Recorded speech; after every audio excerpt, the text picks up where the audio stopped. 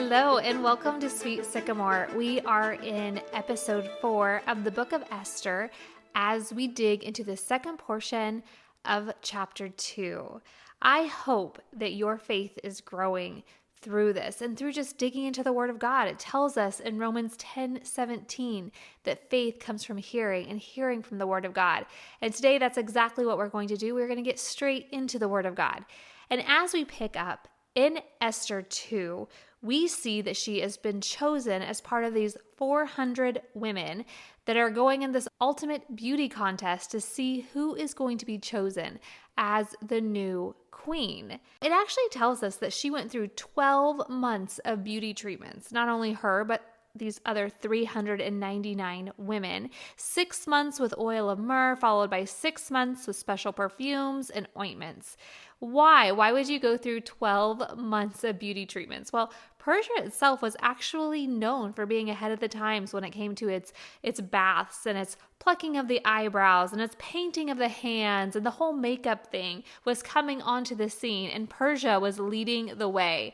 But also, did you know you take on the aroma of whatever you spend time in? I'm sure there is a sermon in that in itself.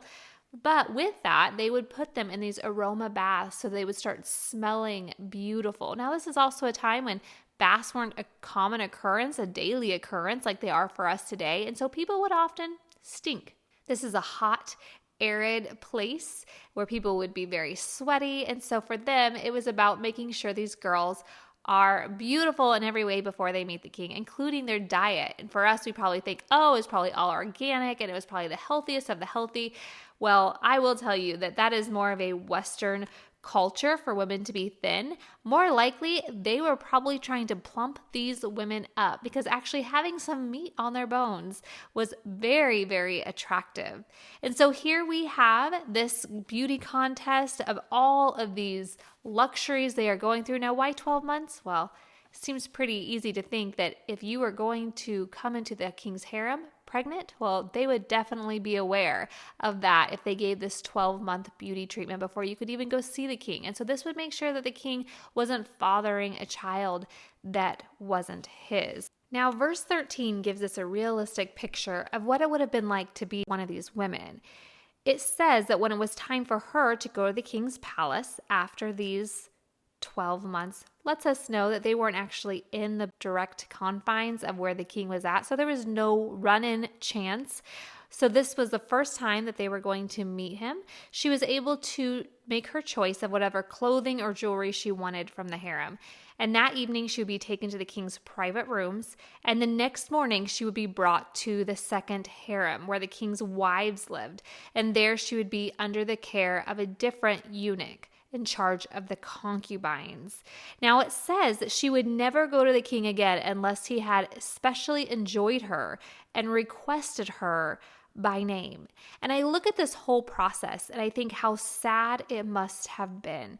Oftentimes when we look at the book of Esther, we think, oh, what a beautiful treatment they got, the luxury of 12 months. But do you understand the sadness of what's going on here? In fact, it's probably something that in today's world, we would stand up and we would fight against. It's almost like a modern day sex slavery. Could you imagine the friendship of these 399 girls in Esther, and here these 400 women are competing against the king, but for a whole year they don't see the king. And so I think of the camaraderie that must have been between these girls who will actually spend their lives together, because 399 of them will not get picked, and they're going to go to the harem and they're going to live as almost sisters for the rest of their lives.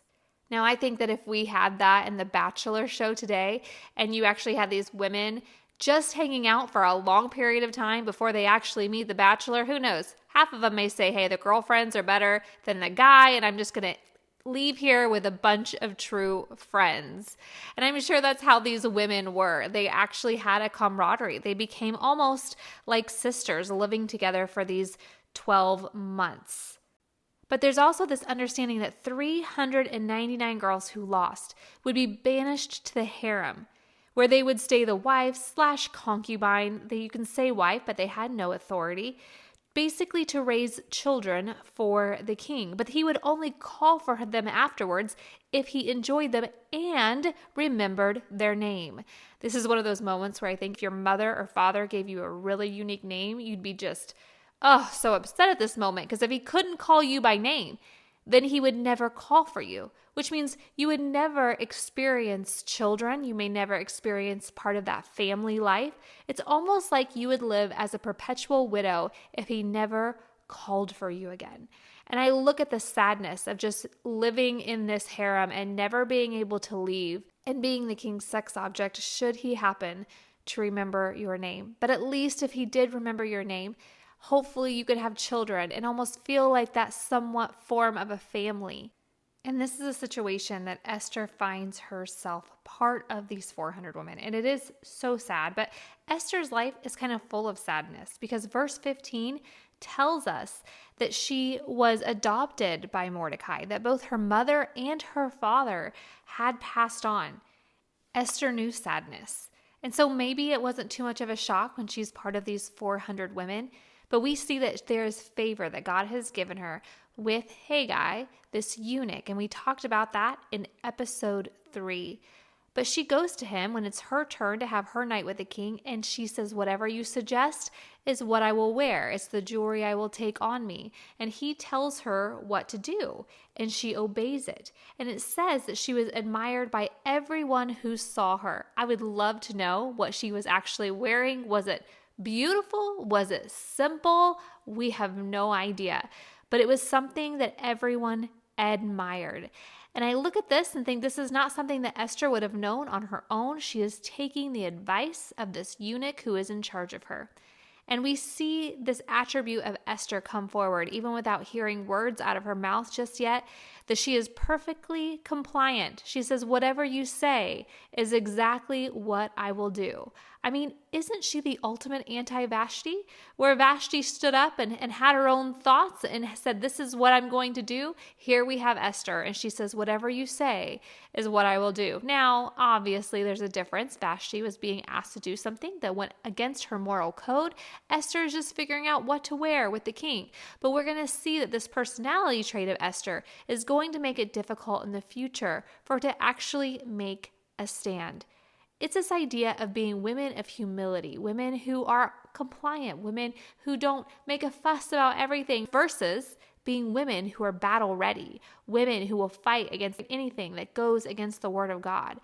See, there's a difference between compliant and rolling over, and there's a difference between humility. And we're going to see with Esther that she is a little bit passive. When Mordecai encourages her to keep her identity silent, she has no problem with it. It's a passiveness. And although some are going to look at this as her greatest strength, as she is so different from Vashti, we're also going to see that it becomes one of Esther's weaknesses that she has to overcome. I will encourage you, if you feel like you fight that same battle of being compliant, walking with humility, being a woman who stands up for what's right, and trying to walk this tightrope that we're going to see by the end of this story, that yes, you can do it all. You can walk with humility. You can honor God, but you can still stand up for what's right. And so encouraging you, we are going to see a good resolution to all of this, but we do see the tension building even in this moment. But verse 16 actually tells us that when Esther was taken to King Xerxes, the royal palace, that the king loved Esther more than the other young women. She's the winner. She wins Miss Persia. And not only does she win because he likes her and she pleases him, but it actually says he loved her. So much so that there's a trickle-down effect of his happiness. And you see parties, there's taxes that people don't have to pay. Gifts are handed out. It's kind of like if the king is happy, then everyone is happy. But what gets me is verse 19, after Esther wins, says, even after all the young women had been transferred to the second harem, which tells us that the king still went on after Esther wins to sleep with the rest of the women, to transfer them to the second harem, the concubine, the second wives area. I just have to laugh. I mean, could you imagine being queen? Here's Esther, and she is wearing Queen Vashti's crown. And yet all of these other girls that you have spent the last 12 months with are still having their one night with the king, even though they know there's no chance of actually winning. Can you imagine if The Bachelor added that to their episodes, and after you like Bachelor Tell All episode, he still gets a chance to have like his overnight dates with those people that he didn't, just to double check. I mean, just to like make sure. I don't think that would go over very well. And here sits Queen Esther wearing Queen Vashti's crown. And this should tell us that Queen Esther herself is still not safe. She's still keeping a secret identity, wearing the crown of a woman who has been banished for standing up to the king. I mean, Esther's life so far has not been ideal. She was the child of Jewish exiles who, by the way, both died. She was raised by her cousin in a foreign land that was never really her land, being a Jewish woman, and a hostile land towards Jews at that. She was taken by force into the king's harem. But now all of a sudden we're seeing a turn of events. And here she is finding favor with all that she's meeting. She is selected to be queen. And I just have to tell you, I don't believe for a second that this change of the course of events in her life was by accident. It wasn't luck or just fortune found her, or maybe just the beautiful personality of Esther herself. But it really was God's plan. And Esther had a part of it. And God was using Esther in this moment for something that was going to come down the pipeline, where she was going to be in the right place at the right time. And I think the same revolves around us. Oftentimes we look at life and we think, man, this is just rough. Like things keep going wrong and then more wrong. And then when you think that they just can't get worse, guess what happens? They get worse. But God is always having a plan in the background. Whatever the situation, God will have a purpose for it.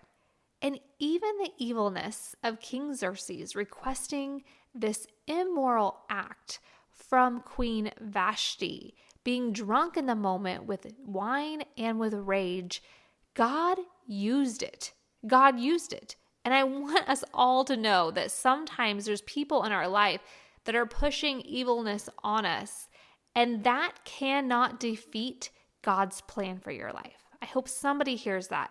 They cannot defeat God's plan for your life when you are walking obediently with Him. No matter what they do, no matter what they do to you, no matter what they say to you, God is still sovereign. God is still in control. And here we actually see Mordecai is also keeping a close watch on Queen Esther. He was hanging out by the city gates, which, by the way, would be where all the goings and the comings would happen for the entire city. If walls could talk, they would talk at the city gates.